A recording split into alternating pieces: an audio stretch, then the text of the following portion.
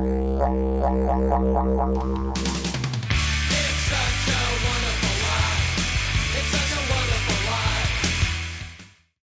guys and welcome to another Occ-Cast. I am honoured and it's an absolute privilege to have the UFC's Luke Rockhold. Luke, how are you? Doing good. How you doing? Good. I'm doing good. Thank you so much for being on the Occ-Cast. Oh, my pleasure. You're on the Gold Coast. Pretty beautiful. It is beautiful. How long have you been here for? Been here a little over a week now. Yep. Just kind of cruised in and tried to get a couple served, but as you can see, it's kind of lacking. I know. I'm so sorry about that. We have not produced waves for you, but it's just not this week. It's been like 3 months. That's what I heard. And it's supposed to be pumping right now. And yeah, so it's been. The weather's nice though. I mean, the winter back in Yeah. Cali is horrible, so it's nice to get some sun and cruise out. Yeah, for sure. It's cold out there. You've been staying with Mick Fanning? I have, yeah. Cool. Staying with Mick a little bit and Doing some training? doing some training. A little more than I had hoped. You know? Because Mick's right into it right Mick's now. always on the program. I so, know, he's selling the he's program. motivating, no doubt. Yeah. But we're relaxing a bit. You are too. I flew in straight for Australia Day. It was Yeah. one of the boys' birthdays, and so we had a little fun. And but kind of got back to it this week, so it's good. Back to training. You've been training with Nam, which actually trains me. How's Nam? I He's heard. cool, eh? Nam's awesome. I love. He's like kind of very different style of training, but it definitely can complement what I do too. You know, Yeah. so he's got some cool things, some different things I've been picking up, and I'll probably take home and use. Oh, cool. Some of the breath training, the the breath depth- the training depth underwater. training. Yeah, you could use that, couldn't you? Because that would relax you like before fights, kind of thing. Would that help? Like, I know you're not underwater in the ring, but No, but It's different. it's like lung capacity and really testing yourself and furthering yourself. It's a mental game. Is what we do, and Nam pushes your mental pretty far with that world, and so Yeah. the tougher you are there, I think it can definitely translate well. For me, it's like actually leading up to fights, I always did the underwater laps, but holding my breath rather than letting it out. empty tank. Kinda, so I would understand how my lung capacity and how good a shape I was in, and so it was a different kind of style, but it was cool. I really like what he's doing, and I'm gonna go back and check him out maybe one more time. Unreal. That's Yes. classic. So, so like no surf. I mean, I know you love surfing. You grew up in Santa Cruz. So at what age did you start surfing? I Young. probably started seriously at 13. I was always in the ocean. I did junior guards when I was 5, so I'd take out the boards after guards and go surf a little bit. But so I really getting serious, maybe 12 or 13, messing around. But my parents always they were worried, the point scene, there's a lot of drugs and things are going on. And so my mom was like, you got to keep a school sport. And so she always forced me to choose something. And so I chose wrestling. Yeah. I had a friend in there, so I can beat people up. This is the youngest of 3 brothers. And Three brothers. So so I took my beatings. I got tough, and I used wrestling as an outlet. And so I was kind of like wrestling season, and I don't do things half-assed. And so when I was wrestling, I was like, I'm not going to go in and get beat up. So I had to give it a go, and luckily it worked out. You know what I mean? So I learned how to fight in the water a little bit too. Yeah. Well, that really helped. Unfortunately. Yeah, in the water too. Yeah. Like it's no different here. There's localism. And there's just too many people out there, and it just it doesn't always work out right. You've been to Santa Cruz before. It's heavy there, right? Yeah. It was back in the day. It's pretty mellow now. But it's a bit of territorial people. The east, the west, and the south, and all that bullshit. The east and the west are the rivalry, hey? Because those guys, the east coast. Is it the east coast or It's just the different west sides? side of Santa Cruz and the east side. The east side of Santa It Cruz, I was get you. a little hostile back in the day. It was pretty smoothed out. you know? Yeah, because the localism, I think, has smoothed out all over the world. Hawaii was really heavy, and it kind of still has that, but not as bad as it used to be, hey? I think social media. It's pretty. Social media, you kind can't of do anything. scared people out of the water. You can't do anything, can you, these days? No doubt. But do you like surfing big waves? Have you surfed Mavericks? No, thank you. Yeah, and same. I wouldn't either. Don't worry. I risk my life enough in fighting. Yeah. Last thing I want to do is put my. I like the rushes and the thrills. Of course, I love that, but. That's just one I just really, it's unnecessary for me. Yeah. I got probably a limit, I don't know. Yeah, how big's that? Maybe like 15 foot. Yeah. I don't really push too hard in that. Yeah. Well, that's good. That's solid though. Face, yeah. We're talking Cali style. Yeah, like 6-8 foot. Yeah. That's good. That's good for me. Yeah. I like it. So, it's fun. Yeah, it's fun, eh? Beyond that, then it gets a little, I'll probably push it, but if I have the opportunity, but you know. Yeah, well, because you moved to Las Vegas. No. Oh, I'm in Vegas all the time. It's like the fight hub of the world. Yeah, so. right. But you're still Santa Cruz then? Still Santa Cruz. Still? A little bit. I got Sweet. places I play. I train in Florida a bit. And Okay. I got a spot in LA too. So I kind of bounce around a bit. Try to find the inspiration in other ways, Santa Cruz is tough. Santa Cruz, I love Santa Cruz, but for the fight world, there's not much inspiration going on there. Everyone's surfing, relaxing on a different program. Yeah. And so I do enjoy my town, the family, and the surf from time to time. But I got to get away and kind of draw inspiration other ways. Yeah, because Hawaii's really big in UFC, hey? Yeah, they're doing well. They are doing well. A couple tough kids. That just won the world title recently. Yeah, Max. Yeah. Max is a tough kid. He's a tough kid. I met him in Hawaii just great kid. This winter. And he seemed like a really nice kid. Super. You watch that fight? I did watch the fight. Yeah. Max is for some reason, Max always fought on the same cards. All my cards, really? Max was always underneath me. Oh, no way, sweet. So I've seen him grow up through the ranks, and the kid's a stud.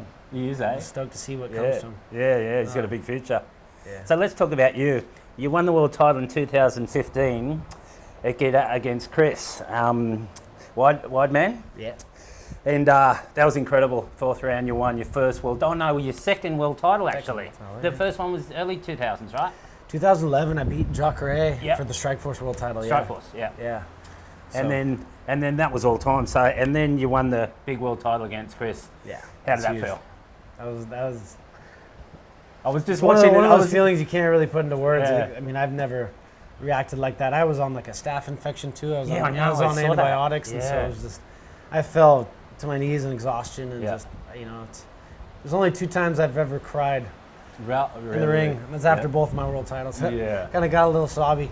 Yeah. So, but I did too. It's an amazing feeling, it's an accomplishment, something I've was working towards my whole life, and so much sacrifice and things that people don't understand that it takes to get there. Obviously, you do. It's. I'm sure I don't train anything like you guys, but I know how hard it is to train and keep training for that long. But how many hours a day training on a regular week? I mean, it's a 24-hour process, because training camps are nearly 3 months for one fight, and people don't understand, but it's 3 months of building consistency and training. It's we cannot have an off day. We were showing up on that.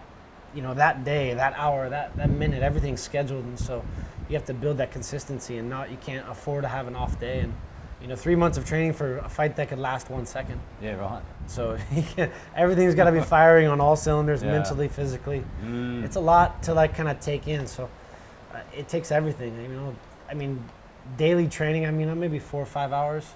Really, really hard 2-3 hours, and then kind of cardio, anaerobic training and stuff just like that. In between that, And you have a day off? Not really. Sundays is kind of an active rest day. Okay. But there's always if I have a whole day off, I almost get it doesn't feel right. I got to go on a jog, got to shadow box. You wouldn't be able to sleep that night if you didn't do anything, kind of thing. Yeah. But that's within that 3 month time period. Right now, I got to get away because otherwise you won't be able to kind of draw that inspiration. You mean you got to rise to it, hey? Yeah. If you keep at it all the time, you won't see anything, you won't learn, you won't grow. I think that's getting perspective and being able to analyze it from the outside. Yeah. I think that's what really has helped me is getting away and just getting completely separated from the sport, and then you kind of reflect and analyze what's going good and what's going wrong, and how to improve. Upon what you're doing.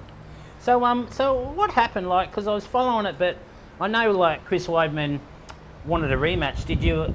Is that your call? You gave him the rematch? Yeah, you come to negotiation point with UFC and then your opponent and what makes the most sense. Yeah, they set it up, but he pulled out. Yeah. He Unfortunately, had an injury. Unfortunately, the last minute, right? 10 days before the fight or something. Yeah, it's tough, because you're psyching on one guy. You're psyching on one guy. You're focused on one guy. You put all that energy into it, and then they switching of opponents and. Yeah. So Michael. And Bisping he was the option at the time, and so. He was rated 4th. Was he in the next guy in line, or? He was right there. It was only there. 2 or 3 guys, and he had just beat Anderson. Yeah.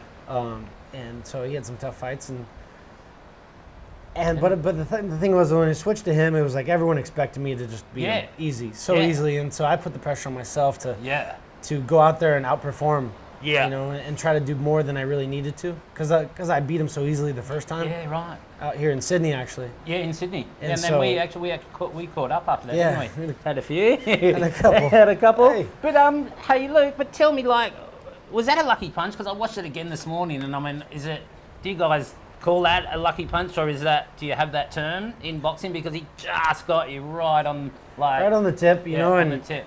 Of course, yeah, it's closing the two punches together that he landed. Yeah. The second one was probably even more luck than the first. Yeah, okay.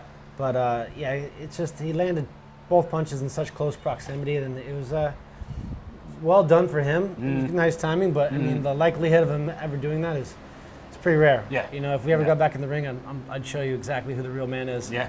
And is that going to happen? And you know, I'm chasing it. I wouldn't be happy. I won't be happy until I get it. Yeah. And I promise I'll get it. Yeah. You know, Bisping can run and run and run, and Yeah. he's Oh, trying he to don't want it. he's trying to avoid everybody he can. So you're right there. I mean, Yeah. you're next in line. You're like, come on. Yeah, just one fight. Go out there and perform, and I'll get my shot. Yeah. Nice. It When's all that? depends. Is that one on the cards yet? I or no? can't. I can't You can't commit say. to a fight. Okay, no worries. I mean, I know they really want me to come back and fight, but Yeah. I mean, given my knee, I'm not going to commit to a fight when I'm not healthy. Yeah. And then find that it's still hurt, and then I Yeah. have to pull back on a fight. That's the last thing I would do to myself and to the fans. And so I just, for as soon sure. as I can kick with my left leg, that's when I'll sign the fight. So I'm going back actually, flying back on Monday, and then I'm doing a stem cell. Oh, really? Stem cell. Where they take some out and Yeah. put some in there Exactly. Yeah. Yeah. They're going to actually liposuction my ass. and put it in your knee. So They'll make it even heavier than it is. They requested me to eat up a little bit on this trip, so I've been cool. trying to. It's hard to gain weight here in this is, weather. You know, in the I'm weather. moving, and so So been humid. eating like an animal out here and trying to get a little fat on me, and then they suck it back out, and then they kind of do two different deployments. So basically, they're gonna do like a direct injection into my knee, and then do an IV deployment. And so the IV just kind of goes out and just heals the rest of the I've crap heard about that's that. I've heard it's existing. really good because that's your left leg and that's your prime weapon, isn't it? Your left kick. Exactly. Is that how you heard it? Just too much wear and tear, or I think so, because I don't remember an Actually exact happening, point. yeah. But I remember like kicking inside, and when it was getting checked, it would rattle me, and it would hurt a little bit, and then like, you know, one after another got worse and worse, and then one time I kind of came back and it felt really loose, and I was like, I had to pull out of the fight at that point. I knew that I couldn't kick. Yeah. So Yeah. waiting. Luckily, it's like, you know, I think I can avoid the surgery. So Yeah, cool. With the stem cell. stem cells and Yeah. just time. They said like, you know, it was just a partial tear Mm-hmm. right at the attachment point, and so hopefully it'll heal, man. I feel really good about it right now, so Yeah. I'm excited to see. Nice.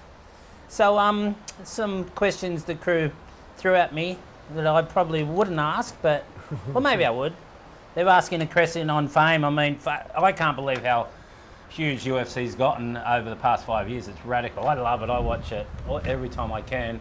Used to be on freaking Fuel TV, and they stopped Fuel TV in Australia for some weird reason. They put surfing on Fox, and it used to be surfing on Fuel and UFC and snowboarding and skateboarding, and that's all it was. And then they took the channel away. I don't know why. So I don't get to see it as much as I was a fan of Fuel. Yeah. Fuel was awesome. know. In the States, they took off surfing and they just put fighting for a while. Yeah, right. I was pretty bummed on that. Yeah, it's You weird. can only watch so much fighting. All my mates are like, I don't some get surfing cable too. anymore because there's no more fuel. And I'm like, I used to work for them, and it was weird. But the fame, do you get noticed everywhere you go? Kinda. It happens, yeah. It happens, yeah. No, definitely. Do you mind it? UFC's popularity is huge. Yeah. Will you always take the photo and sign? Yeah, I'm always there for him. Yeah, I'm pretty honored to be in the situation I'm in, and Yeah. I'm doing what I do. So Yeah. It's true. it's I never mean, too bad, you know. If you usually. say no, and then they tell their friends, and then they tell their friends, and all of a sudden you got 500 people that think you're a joke. Yeah, When you say no, you can't do it. You know how it is. Yeah. It was funny. I was in the gym the other day. I was trained over with John Wayne Parr here. Yeah, I saw. I know John. Yeah, He's John- a classic, isn't he? Classic. Best guy ever. Yeah. But like, you know, I trained with the kids too, and like they're like, Yep. you know, a couple of buddies are like, why didn't you just lay into him? You know, like the other guys, you know, and they're like, I just don't have the urge to do that. Yeah. I saw you, You know, do a because little that- kick that- and he flew. Yeah. That word gets around too. You come to gym and start beating right. people up, so Yeah. it's like, Yeah, and that gets you know, you gotta be, you know, enjoy it. It's fun. Yeah, you for know? sure. But it's cool. We got a good group of people out here, and Yeah. John's awesome to train with. I'm not sure if you saw any of the footage, but he's I did. He's an animal. Well, he took me on like a 7-kilometer run before we even start training. I'm just pouring sweat, and I'm like, my arms are dead, and he's like trying to get me to hit pads, and I'm like just falling to exhaustion. Like, and then, you should have told him. And he said it was a short run. Did he? Are you kidding me? You should have told him, and Mick, I'm not actually here for training. I just flew in. I just come in to say hello. I just came off Australia Day. Oh, that's all time. The funny thing is, he does 2-a-days. He runs like 20 Ks a day. Shit. I don't know how he does it. Is he still fighting? I thought he was retired. He's fighting. He's fighting. From what I understand, he signed a deal with Bellator He's like kickboxing. nearly 40 years old now, isn't he? Wow. Still cracking. John Wayne Parr, my goodness. One of the best fighters ever to come out of Australia by a long way. Very, very tough dude, and was accomplished in so many ways. He has. And Luke, what about modelling? You're still modelling. So is that your side gig, or is fighting your side gig? So I mean, I don't discriminate against paychecks. Yeah, right. So you're gonna have me go model and lay down and pose with a bunch of Victoria's Secret models and supermodels and get paid some nice coin. Yeah. I'm not gonna discriminate. I'm not gonna turn that down, but it's been nice. Through the injuries, I've had some pretty big gigs and some nice paychecks. Yeah. It's pretty laughable. So it's pretty easy money and good living. Cool. I just get in fight shape. Yeah. I just train like I'm training for a fight. And that works. And then I'm there to make a couple extra dollars in the process. Perfect. No other UFC fighters are models, are they? There's like one other guy. There's one other guy. One other guy, yeah. So they're this Seems like the agency such I got is opposite it's pretty thing good to do. Hey. I know, right? You would think that we could kind of beat ourselves out of that category. Yeah, right? yeah, but you haven't. Is he still looking good? It's all about the ears. Classic. And some other questions. One that I mightn't have asked. So UFC Conor McGregor. What's your thoughts on him? Mr. Conor. And do you know him? You must know him. Yeah, me and Conor, we won our world titles the same night. Yeah. 94. Yep. He's a good guy, man. He's a great promoter, but he's a nice kid. When you get to know him, get past all that crap, he's a pretty solid guy. So I got respect for him and his understanding of the system and the arts. He's a tough kid. Can't really hate on him. I don't know why. You can't, eh? I'm not a hater. You're not, eh? No. We had a little beef real quick because he was annoying me backstage at the press conference. Yeah. That was way back before the 94, and then kind of squashed it and got to know him a little more, and he's a good guy. Oh, cool. You were the main card that night, though, weren't you? Yeah. I was the co-main event. He was the main event. So that was the last two fights of the night. Yeah. It was pretty funny. I remember I won How many people were there? It was about 20,000. Okay. Packed MGM. Yeah. Sold out. Yeah. Wild. It was big because it was the big world title fight for him too. Yeah. So all the Irish flew out, and man, just the energy they bring is second to none. Unreal. Yeah. They were rioting in the streets. The whole Las Vegas Strip shut down, and we were just going ham. It was a wild weekend. A wild weekend. Classic. And so you're off on Monday. You're going to Sydney for the weekend. I think so. Yeah. We go Maybe. check out. Yeah. Check it out. Go check out Bondi a little bit. Go visit a friend out there, and I was kind of in between Adelaide and Bondi, and chose Bondi over Adelaide. I watch enough fights. No offense to the boys. I'm sure I'll be watching the fight, but. Oh, do you mean the fight tonight? Yeah, Green versus Mundine. Mundine, yeah. Well, far out. And Mundine doesn't even want to stand up for our national anthem. That's pretty. It's weird. I mean, it's really weird. I mean, I'm not a fan of the Kaepernick situation either. Yeah, it's a tough one. It was on the radio all morning this morning. It's like Aboriginals have been, haven't been treated good by any means for a long time in the history of Australia. So I know what he's about, but then people say, well, he's not backing up what he's doing. He does do a lot, I think, for Aboriginal people. But it's weird. I think it's a touchy subject. It's a touchy but subject. I think there's other ways to go about gaining awareness for what they want, rather than not standing for these national anthems. Watch the fight tonight? I am, yeah, for sure. I'll check it out. It'll be good. I'm sure Green's going to freaking knock him out. That's what everyone says. But he's hard though. He's so slippery, Mundine. Yeah. He's always like, you can't actually tag him. It's really hard. He's sometimes being the bigger guy might be hard to lock him down. You know? He could weasel his way around. You never know. He sure can. And obviously beat him before, right? Yeah, he has. Yeah, we all know Danny Green. He's a classic. Yeah, with Joel Parko and that about. He's come to Fiji and watched the Connors a couple of times, and boys have got on the beers, and it's been some pretty funny stuff, wrestling and. Parko's going down there. Actually, he was trying to convince us to go. Oh, was he? He's going. We almost went. Yeah, he's like, we just had breakfast. He's actually he's going down. Oh, cool. We're gonna go pick him up and drop him off. So that's funny. Yeah. I was like, still in between. I was like, should we go? That'll be a big one. I don't know. Maybe we'll just jump on the plane and go. You never know. You might, eh? Hey, you're one of those guys. Just like Mick and just last minute. Yep, let's go. That's how you live, right? It is. City pants. And I heard you went and hung out with the Mad Hui boys. Got a little Mad Hui time in, you know. Cool. That had to be done. Had to be done. We were gonna try to get some fishing in, but the wind wouldn't. Too strong. Kind of prevented us from getting out there, but you never know. There could be some time. We're still here till like Monday night, so yeah, cool. Hopefully something will turn around. Hopefully some waves too, maybe. Huh? Hopefully some waves. I don't know, but I think it's going to be flat for another week. They said on the surf report, but anyway, it's good. We had good times with the boys. You're staying with Mick Fanning. How did you guys meet? Met through a mutual friend, Corey Wilson. Okay, he's a photographer. I grew up with Corey back in Santa Cruz, and so kind of linked up with him and hung out with Mick a few times. We hit it off. He's a good dude. Absolutely great. Good mate. He's a good mate. And you and Mick and a few others have started a little company called Grapes.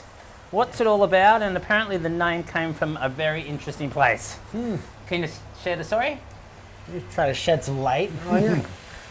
Grapes the cat. You know, it was we morphed it into a charging company through Incipio, which is like the parent company, and so we had a good platform via them, and kind of created like an identity to that whole process, because kind of like, I guess it's similar to Skull Candy did to headphones. Okay. You know, it's when you look at a wall of chargers, and there's no backstory, there's no identity to them. You can bring a little life, a little color, and had a good crew of people to bring to it. You know, we all travel a lot, and having a good travel companion that can keep you charged for life and the dream. So it was the backstory. Yeah.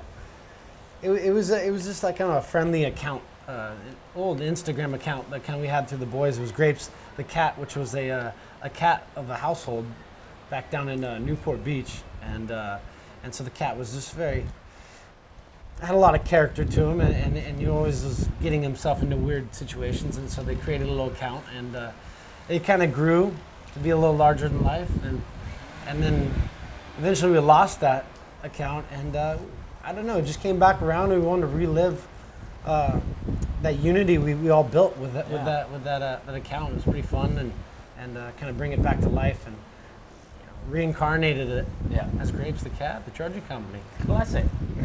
So, I mean, we got a great crew of guys, and it's so fun to work with Mick, and obviously the whole crew that we have, Corey and Miles, and all the skaters and surfers and stuff. So it's kind of cross all those markets and have a lot of fun with it. So unreal. That's what it's all about. It's doing well. Yeah, it's doing well. We got some big accounts and kind of start taking over the whole game here shortly. Nice. And skateboarding, I forgot to ask you that question. Are you still skating?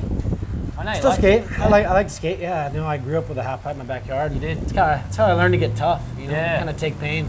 Skateboarding is rough. It is rough. I love it. It's dangerous. I don't do it much. I probably shouldn't. You shouldn't before. You really shouldn't. If a skateboard's on, in my proximity, there's a ramp. You're on it. No, I might as well do it. You know, I'm not much for the street skating. That's when it really hurts yourself. But control it much on a little mini ramp. I can still throw it up. Unreal. Yeah. Well, cool. Well, Luke, I know you can't tell us when your next fight is, and I want to know so bad. It's the $1 million question. But I just want to say thanks so much. It's so good to catch up again. Thanks for being on the Occ-Cast. Pleasure. And good luck. I know you're going to get that world title back. I'm going to get it. That's the Occ-Cast. Thanks for listening, guys.